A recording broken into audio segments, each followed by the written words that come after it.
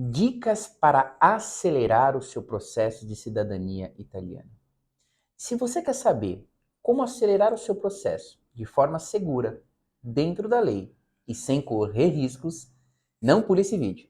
O meu nome é Vinícius Ribeiro, sou advogado e CEO aqui da Via Consulato. E hoje eu vou deixar algumas dicas para vocês de como você pode acelerar o seu processo de uma forma segura e sem correr nenhum tipo de risco.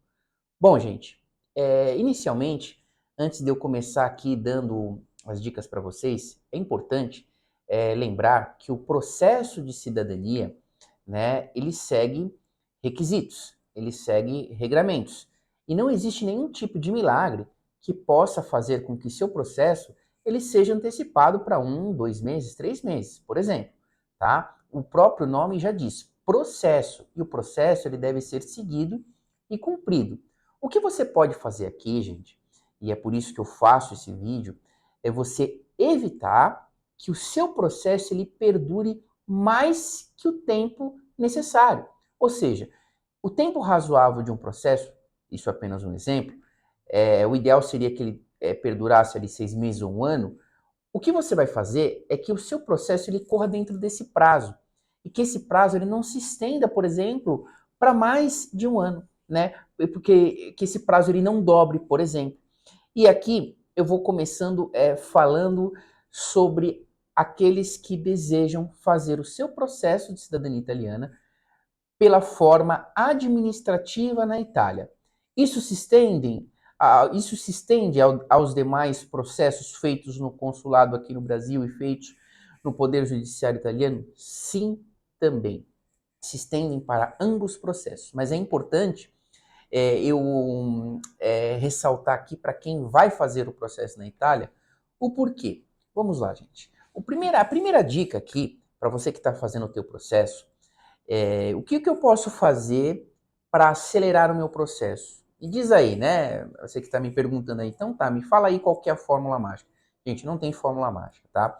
O primeiro ponto que você deve fazer, você que está fazendo o processo de cidadania italiana, número um, principalmente quem vai fazer sozinho, tá? O processo. Você não está fazendo com uma assessoria. Então, se você está fazendo o teu processo sozinho, é importantíssimo. Monte uma árvore genealógica. Faça a sua árvore genealógica. Faça partindo ali do italiano, se é seu avô, bisavô, trisavô, não importa. Faça sua árvore genealógica, indicando ali exatamente a cadeia sucessória de transmissão até chegar em você. E quando você receber as certidões, é importantíssimo que você faça uma análise minuciosa em todas as certidões, partindo da nascita do italiano até chegar em você. Nascimento, casamento, óbitos que forem falecidos até chegar em você. Por que é importante essa análise, tá? Essa análise ela se faz necessário para que você verifique ali erros de grafia, erros de data, supressão de nome, verificar se o cartório emitiu a certidão de forma correta, porque muitas vezes existem homônimos ali naquele mesmo cartório. O que é? Pessoas que têm o mesmo nome, né? Ou seja, existem dois João Batista? Sim, existe. E muitas vezes existem duas pessoas no mesmo nome que foram registradas no mesmo cartório, inclusive com o mesmo ano de nascimento. Então, por isso é importante que você faça essa conferência. É muito importante que você faça essa conferência. Então, o primeiro passo é conferir as certidões. Ah, basta isso? Não, não basta isso, tá? Isso é um dos requisitos. É o principal, é o primeiro que você vai fazer, é analisar as certidões. Ao fazer isso, vamos supor, se houver a necessidade de uma retificação, por exemplo, essa retificação ela pode ter uma baixa complexidade e ela pode ter uma alta complexidade. O que é uma baixa complexidade? Baixa complexidade, gente, é aquela quando você bate o olho e você consegue identificar que ali foi um mero erro material, um mero erro de digitação. Por exemplo, a pessoa ela foi escrever ali um sobrenome, por exemplo, o sobrenome Rise, e o correto é com dois Zs e I, e ele escreveu com um Z só, ou ele trocou o Z pelo S, né? Ali você vê que é um erro de baixa complexidade. O que seria um erro de alta complexidade?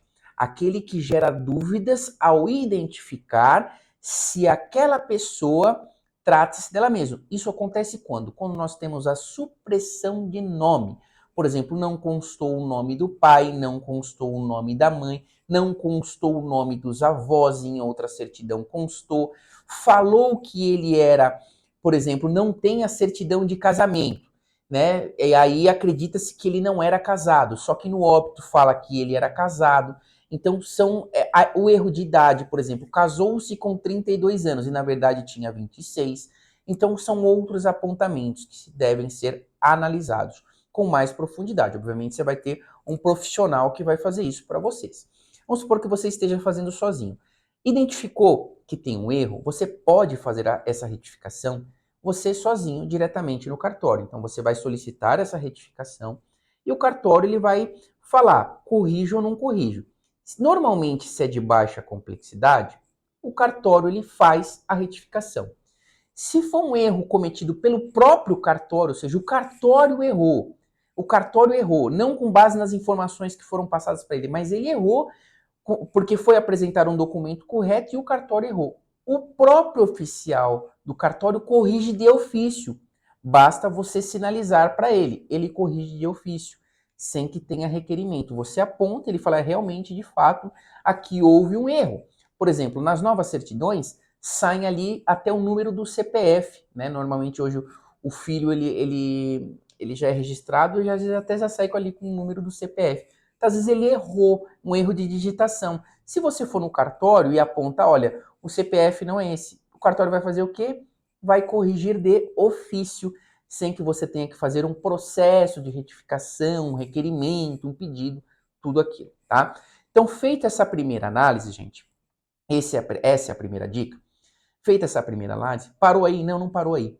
O que você vai fazer? Ali você fala, olha, não preciso retificar, tá tudo correto com as minhas certidões, vou mandar as minhas certidões agora para a tradução juramentada do italiano. Você manda suas traduções. Veio do tradutor. O que você vai fazer? Próximo passo, apostilar. Você vai apostilar direto? Não, você não vai apostilar direto. É importante que você faça agora uma segunda conferência, que é o quê? Conferir a tradução juramentada com a certidão que foi traduzida. Ah, mas eu não entendo italiano. Tudo bem, você não precisa entender o italiano, mas faça uma breve conferência, por exemplo, nascimento, e aí você vai verificar a tradução para o italiano daquele nascimento. Então verifique o quê? O número da matrícula da certidão, o nome daquele que está sendo declarado, por exemplo, é o nascimento da senhora Ana Júlia. Verifica se o nome foi digitado corretamente. Verifica se o nome dos pais estão corretos, porque essas informações que serão observadas em primeiro momento. Tá? Então, você não precisa entender o italiano, mas verifique se essas informações elas estão de forma correta. Então, esse é o segundo ponto. E quando vir ali o apostilamento, faça essa terceira conferência se o apostilamento bate também. Por que é importante essas conferências, gente? Porque principalmente se você vai para a Itália e você não faz essa conferência, veja, se o seu processo ali ele fosse finalizar, se ele fosse ser concluído em 3 meses, e você tem um tipo de erro no qual você não fez esse double check, por exemplo, você não fez essa checagem, sabe o que vai acontecer? A Comune ela vai analisar, ela vai falar assim, olha, tá tudo certo com o teu processo, mas eu não posso fazer porque tem um erro aqui, né? Tem um erro, por exemplo, na tradução, tem um erro aqui no apostilamento, saiu de forma errada, tem um erro aqui que a certidão tá até correta, tá? Mas o nome até é dessa pessoa, mas o cartório errou. Olha aqui, ó, não é essa certidão não, a emissão aqui é outra. Então isso vai atrasar o seu processo aí brincando de 2 a 3 meses ou mais. Por quê? Porque se você está na Itália, você vai ter que mandar esse documento ou essa informação para alguém que está aqui no Brasil. Terá que ser feita essa correção e até você fazer a emissão, tradução, apostilamento, correção, quantos meses se passaram, quantos dias se passaram. E isso você está na Itália lá aguardando. Então, quando você tem essa dupla conferência, quando você tem todo esse cuidado aqui, quando você apresenta o seu processo para aquele julgador, seja ele no consulado, seja ele na comune, ou seja no próprio tribunal, aquele que acolhe esse documento, ele acolhe de uma forma muito mais agradável de se ler, de forma leve e muito direcionada. Por isso que é importante você levar também a sua árvore genealógica, porque ele bate o olho na árvore genealógica, isso facilita o trabalho dele. E se facilita o trabalho dele, com certeza antecipa o seu julgamento, o seu processo, a deferência do pedido, né? O deferimento, né? Na verdade, agiliza, né? O deferimento do pedido. Por quê? Imagine você como julgador, né? Você está ali fazendo uma análise. E aí você recebe uma pasta. Isso não é impossível, gente. Estou fazendo esse vídeo porque isso acontece de fato. Tá? Então tem pessoas que vão fazer esse processo na Itália, tem muitas pessoas que vão muito bem assessorado e outras, infelizmente, não. E aí, às vezes, correm esse tipo de risco aí. E vão com o documento ali de uma forma muito aleatória, né? Ah, não, tá aqui a documentação. E não é assim. O ideal é que você vá com tudo muito bem instruído, tudo muito bem dividido, tudo muito bem indicado. Porque imagina, se você está ali julgando, você vai ser ali a pessoa que vai dar a outorgar a cidadania para aquele requerente. Aí você recebe dois pedidos, do João e da Maria. A Maria te apresenta um processo e simplesmente ela te entrega as certidões. Aí você vai ter que folhear, vai ter que analisar, vai ter que montar ali essa árvore genealógica e verificar quem que é quem, entendeu? Deixa eu ver quem é fulano, deixa eu ver quem é ciclano. Então isso, você não concorda que levaria mais tempo para você terminar de analisar todo esse processo? E aí você tem o processo aqui do João. Tudo muito bem instruído. Além da árvore genealógica, tem aqui uma relação de toda a documentação que está sendo apresentada, tudo enumerado, né? Aqui o que é o que, a certidão que está na folha tal. Você concorda que isso facilitou o trabalho? Então, gente, aqui o que eu quis deixar claro aqui com as informações é que sim, você pode fazer com que seu processo ele seja agilizado. Fazendo isso, né, você vai ter todo esse trabalho aqui, mas quando você entrega o seu processo para aquele que vai julgar, que vai analisar o seu processo, ele recebe de uma forma muito mais facilitada para ele, né? Ou por isso que quando você entrega de um jeito, de uma forma, não é que esteja errado, tá, gente? Mas de uma forma que ele vai ter mais trabalho, isso acaba atrasando mais o teu processo. Em relação à conferência, e aí eu não preciso nem falar, né? Se tiver qualquer errinho, isso vai atrasar de fato o teu processo. Se você tivesse que terminar em um ano, até você voltar para o Brasil, você fazer retificação, emitir tudo de novo, aí você já perdeu mais de um ano do teu processo.